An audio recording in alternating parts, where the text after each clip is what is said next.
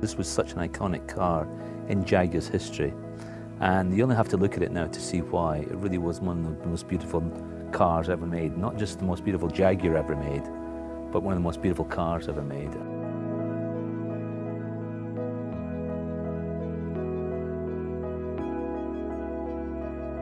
The fascinating thing about this car is that Malcolm Sayer, who designed the body for it, he was an aerodynamicist. And because of his purity of discipline, of drawing things very geometrically, that's how we've got a car here which looks very pure and very honest, because he drew it geometrically. And I think that's what gives it its beauty.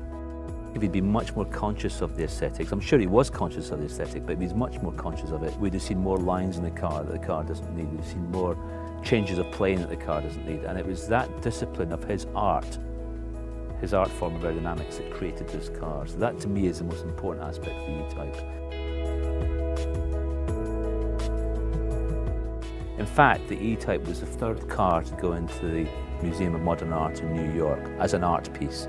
So it really does affect almost everybody that looks at it, because it is such a dramatic statement and such a pure statement at the same time.